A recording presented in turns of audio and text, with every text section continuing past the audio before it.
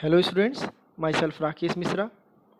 Now I am going to talk about very important and crucial topic for modern era, for modern day students as well as the all adolescents that fall in the category of adult and also just near or close to the adulthood or near or close to the adolescence. The today's topic is drugs and alcoholic abuse, that is the matter of class 12 chapter 8 human health and diseases. But this is very serious and very uh, important matter for all kinds of adolescents. So be concentrate regarding the concepts of alcoholic and drug abuse. Drugs are those chemicals that are often used for the medication, for the purpose of medication in our body. But many of the youths and many of other peoples are involved to take them for the personal satisfactions and for the self governing satisfactions, for the self happiness, and that satisfactions and that addictions may harms their body, and also they can back from their society even when economically, physically, or any kinds of social activity. So the drugs and their addictions are actually bad habitats for our body, for our economy, and also for the growth of our society. Continuous drug addictions may harms our body, that is the worldwide matter and that is the global matter. The natures and the process and procedures by which youths, adolescents, or anyone who are involving in the drug addictions or alcoholic addictions are often terms as the alcoholic abuse. Alcoholic abuse means the misuses of drugs and alcohols are often terms as alcoholic abuses. When a persons are involving in the particular addictions like the alcohol, tobacco, or any kinds of drugs like morphine, nicotine, uh, marijuana, then socially they are abusive. They are abusive for their society. So this is not a good habitat for a person that are involving in the uh, drug addictions or alcoholic abuse.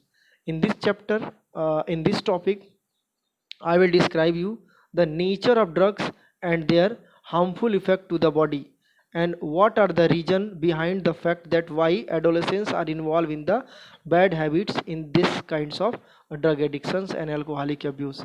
So without delay timing, let back on board in order to understand the concepts of diseases or concepts of drug addictions and their harmful effects over the body, and other important concepts that are integrated with the drug and alcoholic abuse. Now back to the board. First of all, the drugs.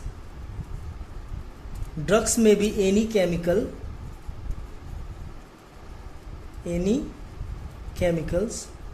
or chemical containing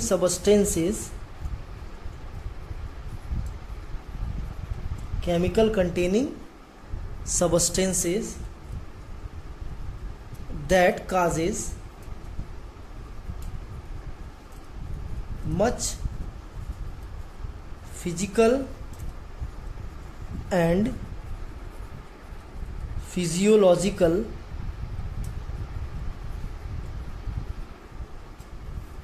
activities in our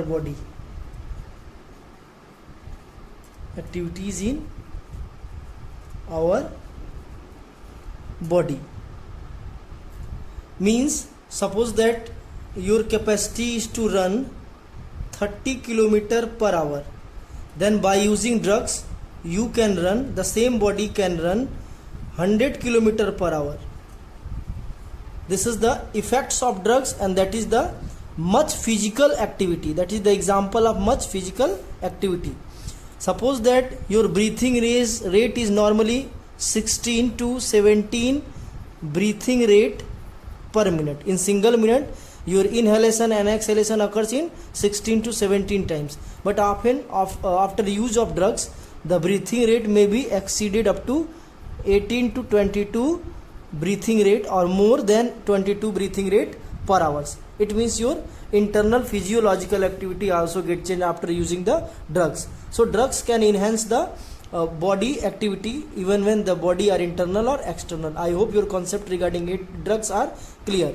So drugs may be effective if you are having problems of any kinds of physical or physiological activity, but that kinds of drugs are actually under consult with the doctor, that is known as the medicine, that is the general medicine or normal MD, keep in mind. So these are actually the uses of drugs, and that is the misuses of drugs. Often athletes use the drugs for that kinds of activity, and that may be harmful for their internal and external activities. Now back to the drugs type. Drugs are basically two types. Drugs are basically two types: the low intensity drugs and high intensity drugs. I have no time to write the intensity, लिख दे रहे हैं intensity. Low intensity drugs and high intensity drugs. The low intensity drugs is responsible for the mild effects of our body. Mild effects means physical activities थोड़ी सी बढ़ती है, physiological activities थोड़ी सी बढ़ती है, and high intensity drugs cause vigorous activities, vigorous effects to the body, and that is responsible for the high amount of physical and physiological activities. Example of low intensity drugs is thien. Listen, thien किस में होता है? थीन पाया जाता है T में, ठीक है. कैफीन, कैफीन किस में होता है? कॉफी में. कॉफी. निकोटीन, ये किस में होता है? निकोटियाना टैबेकम का प्लांट है और ये टोबैको में पाया जाता है, ठीक है. So theine, caffeine, nicotine are the low intensity drugs that are category that is responsible for mild effects. The one more common properties of drugs make you addict even when you use the drugs, then at the same time you need to drugs at each and every days. अगर आप 6 बजे सुबह किसी drugs का use करते हैं और उसके एडिक्ट हो गए तो नेक्स्ट डे 6 बजे, फिर उसके बाद अगले दिन भी 6 बजे ही चाहिए होता है.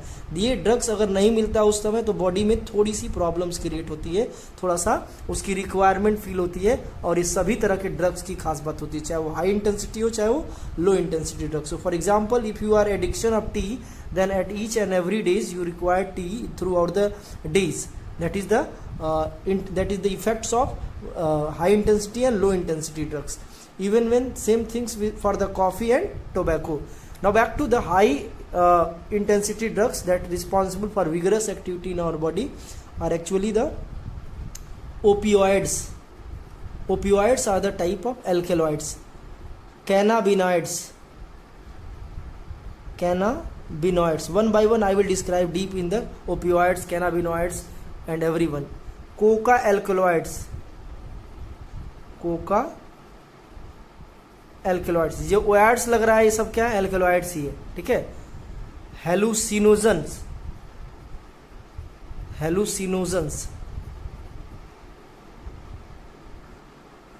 Next is other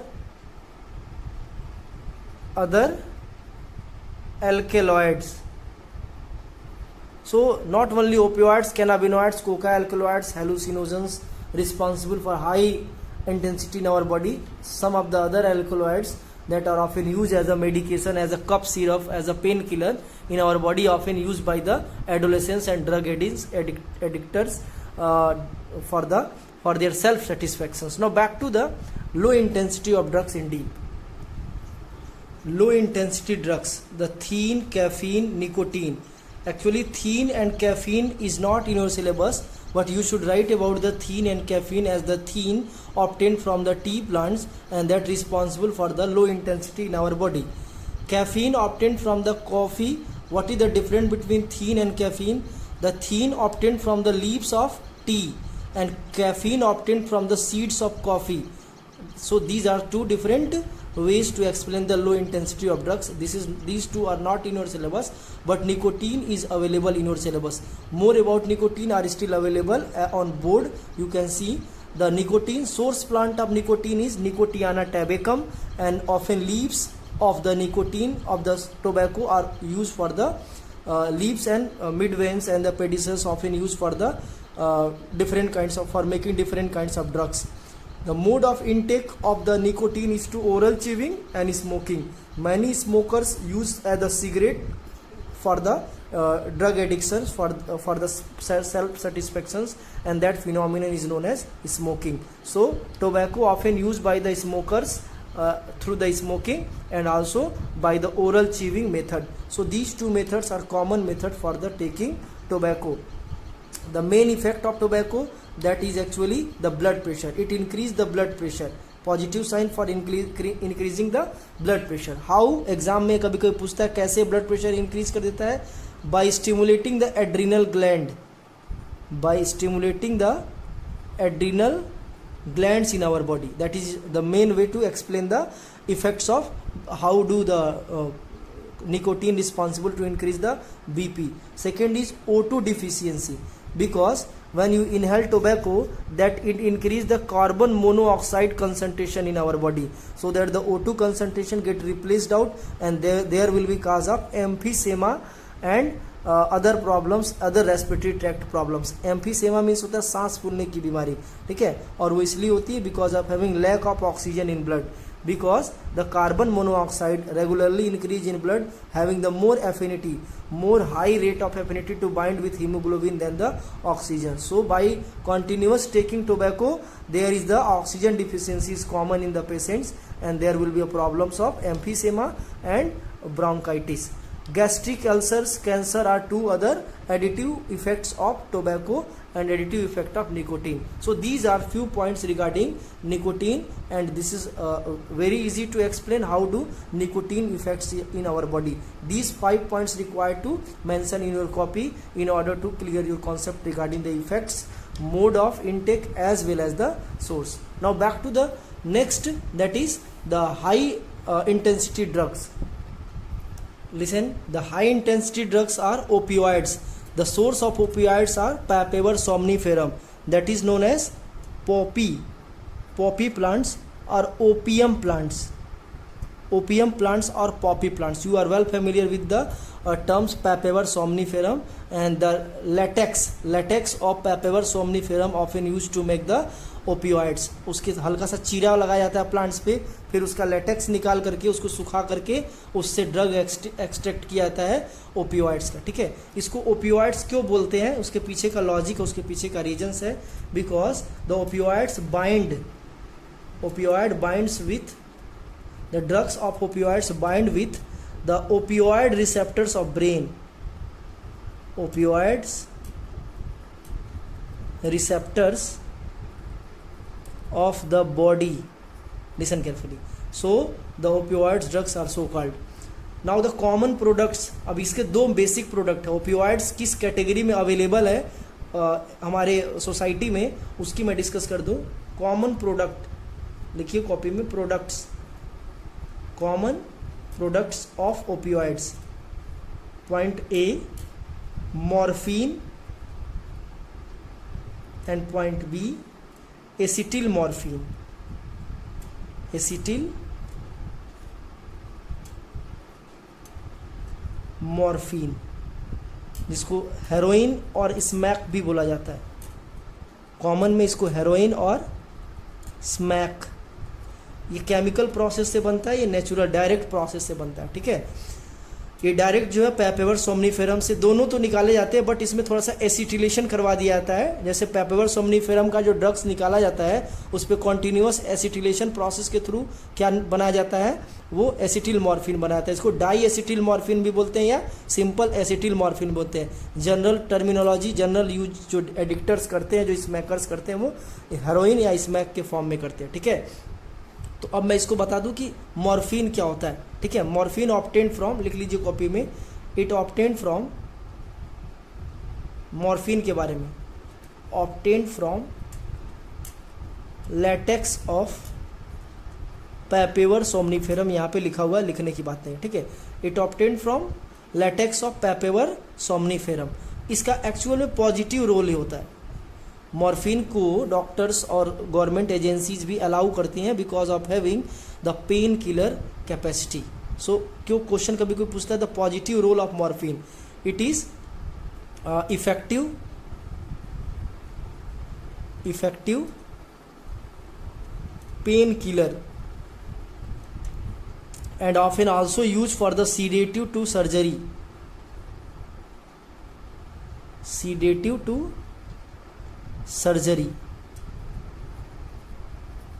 Sometimes morphine also used for the, listen carefully, the morphine also used for the bronchodilation. Bronchodilation means कभी कभी सांस फूलने की बीमारी होती है कफिंग में, तो उसमें ये मॉर्फिन वगैरह हल्का सा मिला दिया जाता है, जिससे सांस लेने में जो तकलीफ होती है वो दूर रहती है। हल्का सा ड्रग्स ये क्या करता है, इसमें कैपेसिटी होती है कि ये ब्रोंकस रीजन को एक्सपेंड कर देता है, ठीक है।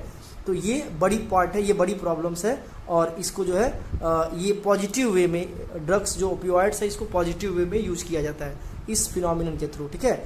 लेकिन इसके नेगेटिव यूज भी है।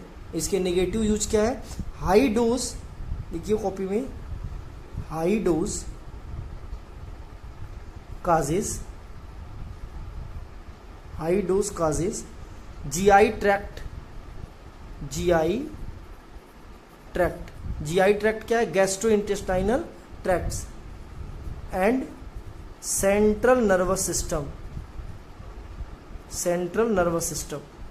causes इफेक्ट्स ऑन, लिख दीजिए, causes effects on GI tract और सेंट्रल नर्वस सिस्टम। डायरेक्ट कभी कभी एग्जाम में पूछता है कि ओपियोइड जो है, यानी कि जो मॉर्फिन जो है कहाँ रोल प्ले करता है, कहाँ पे इफेक्ट करता है, चाहे मॉर्फिन हो चाहे आपका एसिटिल मॉर्फिन हो, दोनों जो है डायरेक्ट हमारा GI ट्रैक्ट, गैस्ट्रोइंटेस्टाइनल ट्रैक्ट और सेंट्रल नर्वस सिस्टम पे अटैक करते हैं, ठीक है। तो ये इंपॉर्टेंट है, इसको आप लिख लीजिए कॉपी में। ये निगेटिव इफेक्ट है, हाई डोज लेंगे तब, और लो डोज अगर लेंगे तो डॉक्टर के कंसल्ट पे ये आपका sedative pain killer, sedative surgery है, सर्जरी में ज़्यादातर यूज किया जाता है बॉडी को थोड़ा सा कंट्रोल करने के लिए, और साथ साथ जो है पेन किलर्स और ब्रोंकियोडाइलेशन मैंने कफ सिरप वगैरह बनाने में इसका यूज होता है, ठीक है। आई होप आपको कॉन्सेप्ट ओपियोइड्स पे क्लियर हो गया होगा, ठीक है। अब इसके स्ट्रक्चर भी पूछता है एग्जाम में कभी कभी, ओपियोइड ड्रग्स के स्ट्रक्चर को मैं यहाँ पे इसको इरेज करके बना दे रहा हूँ। स्ट्रक्चर ऑफ मॉर्फिन बुक में थोड़ा सा कॉम्प्लिकेटेड दिया है, आप इसको देख करके प्रैक्टिस कर लीजिएगा, बन जाएगा आपसे, ठीक है। कोई बहुत बड़ी प्रॉब्लम नहीं है, ठीक। आप 2 बार 3 बार प्रैक्टिस करेंगे तो इसको बना लेगी, ठीक है। इसको 2-3 बार अगर प्रैक्टिस किया जाए तो ये बन जाएगा। हालांकि ये एग्ज़ाम में रेयर ही पूछता है, बट बुक में थोड़ा सा इससे कॉम्प्लिकेटेड दिया है, ठीक है। और बुक पे अगर जाएंगे थोड़ा सा कॉम्प्लिकेशंस तो मिलेगा, बट आप इस तरह से इसको बना सकते हैं, हेल्प इसके थ्रू आप बना सकते हैं अपने आप को, ठीक है।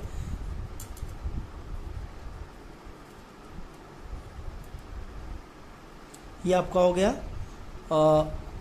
मॉर्फिन का स्ट्रक्चर ऑफ मॉर्फिन, ठीक। तो एसिटिल मॉर्फिन को अब आगे लिखते हैं, एसिटिल मॉर्फिन। ये जनरली एसिटिल मॉर्फिन लिखने से पहले देख लीजिए कि ये जो है वो बैक साइड बॉन्ड है, ठीक है। ये पीछे की साइड का बॉन्ड है, यहाँ पे भी उसको थोड़ा सा क्या कर लेंगे हम लोग, हाइब्रिड स्ट्रक्चर उसका बना लेंगे ताकि वो स्टेबल स्ट्रक्चर है, जिसको रिजोनेंस बोलते हैं, ठीक है। तो ये आपका हो गया एसिटिल मॉर्फिन का स्ट्रक्चर। अब आते हैं एसिटिल मॉर्फिन, उसका स्ट्रक्चर नहीं है, बस ये है कि उसका हम ये चेक करेंगे। इसका ये पूछता है मॉर्फिन इसको कैसे लिया जाता है, मॉर्फिन का यूज कैसे किया था। तो पेन किलर वगैरह दवाएं आप जानते हैं, इंजेक्शन और ओरल टैबलेट्स के फॉर्म में अवेलेबल है, तो उस फॉर्म में इसको ये क्वेश्चन पूछ देता है कभी कभी, how do morphine taken out through the injection और ओरल, ठीक है। अब आगे आते हैं नेक्स्ट, एसिटिल मॉर्फिन को डिस्कस करते हैं। हेरोइन जिसको बोलते हैं एसिटिल मॉर्फिन बोलते हैं, एसिटिल मॉर्फिन और di acetyl morphine, this commonly called as heroin or smack. Listen, so these are popularly smack or heroin in the local market, in the general market, but it is actually totally prohibited to sell or buy. Now back to how to prepare, that is how to form, इसको कैसे बनाया जाता है उसको भी जानना है। It chemically synthesized, morphine तो नेचुरली ऑब्टेन किया था, बट ये क्या होता है, it chemically synthesized by continuous acetylation process on morphine. नाम देखो ये मॉर्फिन के साथ जुड़ा हुआ है इसलिए इसको मॉर्फिन बोला जाता है, बट ये आगे लिख दिया एसिटिल। इसका मतलब क्या है कि उसी मॉर्फिन के ऊपर, ये मॉर्फिन है, इसी पर कॉन्टिन्यूस एसिटिलेशन करा जाता है जिससे ये बनता है एसिटिल मॉर्फिन। तो ये केमिकल हो जाता है, ठीक है। तो ये बहुत इंपॉर्टेंट है। इसका नेचर अब चेक करते हैं कि नेचर में दिखता कैसे। ये एक्चुअल वाइट क्रिस्टलाइन सबस्टेंसेज है। ये क्या है? वाइट क्रिस्टलाइन पाउडर, ठीक है। ये पूरी तरह से क्या होता है? ऑर्डरलेस, बिटर, कड़वा, ठीक है। और इसकी जो खास बात होती है कि ये क्रिस्टलाइन फॉर्म में होता है, हमेशा पाउडर के फॉर्म में होता है। और आगे आते हैं मोड ऑफ इनटेक। जो एडिक्टर्स होते हैं, जो ड्रग एडिक्ट होते हैं एक्चुअल में, उसको ये कैसे लेते हैं, इसको कैसे यूज करते हैं, उसके मैं डिस्कस कर दूं। ये बेसिकली स्नॉटिंग के थ्रू एंड इंजेक्शन के थ्रू इसको लिया जाता है। Basically through snorting and injection, ये आप दिमाग में बैठा लीजिए। इसको स्नॉटिंग एंड इंजेक्शन के थ्रू इसको ड्रग एडिक्टर्स लेते हैं। तो यहाँ से आपकी प्रॉब्लम सॉल्व हो गई है। आपको इस वीडियो लेक्चर में आपने पढ़ा टाइप्स ऑफ ड्रग्स का डिफिनीशन पढ़ लिया, एल्कोहलिक एब्यूज़ होता क्या उसके बारे में आपने जान लिया। फिर से एक बार मैं बता दूं, ड्रग्स क्या होते हैं? एनी केमिकल और केमिकल सब्सटेंसेस दैट इंक्रीज और enhance the physical and physiological activities in our body and their misuses is known as alcoholic abuse. दोनों बातें आप लिख लीजिए अभी वीडियो थोड़ा सा रिवाइज करके। Misuses of drugs are actually known as the alcoholic abuse. इसमें आज के इस वीडियो लेक्चर में हमने सिर्फ एक ड्रग्स के बारे में, एक्चुअली दो ड्रग्स के बारे में पढ़ लिया, मॉर्फिन एंड निकोटीन। दोनों के को एक बार रिकैप कर दिए, रिवाइज कर दिए। वीडियो काफ़ी लंबा हो जा रहा है। In next video lecture I will describe you the next high intensity drugs like the cannabinoids, Coca alkaloids etcetera. Thank you.